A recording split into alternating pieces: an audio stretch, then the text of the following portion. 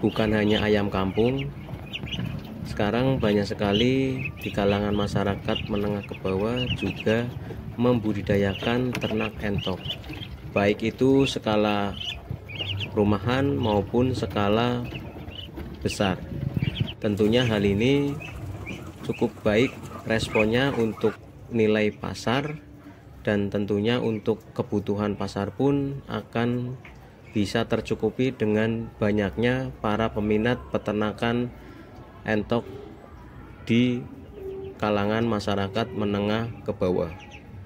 Entok memang bisa dikatakan hewan yang makannya rakus dan kotor, karena kebiasaan hidup dengan air ini yang menyebabkan tempat tinggal entok itu lebih cenderung kotor.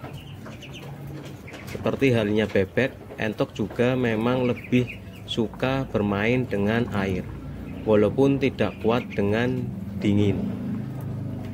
Tetapi hal ini bisa kita kendalikan kalau kita sebagai peternak itu bisa selalu membersihkan kandang minimal 2 kali sehari agar kesehatan ternak kita selalu terjaga, dan tentunya kenyamanan dan rasa bau di kandang itu hilang jika kita sering rutin untuk membersihkan kandang. Jadi dalam peternak pun kita harus memikirkan banyak segi yang harus dikerjakan, bukan hanya dari segi pemasaran ataupun pembesaran, tapi segi kenyamanan dan tingkat bau pun menjadi hal yang perlu kita perhatikan dan tentunya perlu kita kerjakan, agar hal ini tidak menjadi bumerang atau menjadi omongan kita sebagai peternak yang nantinya akan menghambat proses kita dalam berwirausaha. Kalau dibilang untung, ya tentunya suatu hal yang kita kerjakan pasti akan menghasilkan keuntungan. Keuntungan itu tidak hanya berdasarkan dengan materi atau uang, tentunya banyak sekali keuntungan yang kita peroleh dalam dunia peternakan. Walaupun pada intinya suatu usaha ya pasti ujungnya yaitu keuntungan yang berdasarkan dengan uang. Tetapi hal ini bisa menjadi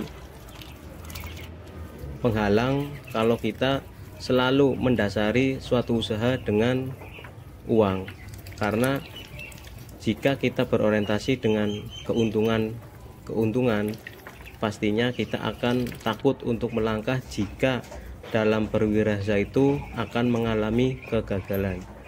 Pada poinnya, apapun bentuk wirausahanya, apapun bentuk usahanya, lakukan, cermati, hafalkan, dan kerjakan apa yang perlu kita kerjakan dan perbaiki apa yang perlu kita perbaiki. Otomatis untuk hasil pastinya akan mengikuti apa yang kita kerjakan, dan tidak lain dalam usaha pun pasti ada campur tangan rezeki dari Allah Subhanahu wa Ta'ala. Itu tidak akan luput karena kita hanya seorang hamba yang memang hanya bisa berusaha dan berikhtiar. Tentunya segala rezeki yaitu yang menentukan di atas. Tetapi ketika kita tidak mau berubah, ketika kita tidak mau mengerjakan apapun, ya tentunya hasilnya akan sama. Seperti roda itu harus berputar. Jika berputar pastinya ada gerakan. Jika ada gerakan pastinya ada jarak, dan seterusnya. Jadi tetap semangat, tetap berjuang, dan jangan putus asa.